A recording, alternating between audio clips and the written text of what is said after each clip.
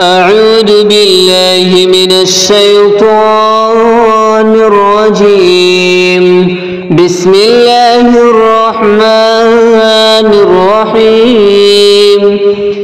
إذا زلزلت الأرض زلزالها وأخرجت الأرض أثقالها وقال الإنسان ما لها يومئذ تحدث أخبارها بأن ربك أوحى لها يومئذ يصدر الناس أشتاتا ليروا أعمالهم فمن يعمل مثقال ذرة خيرا يره ومن يعمل مثقال ذرة شرا يره.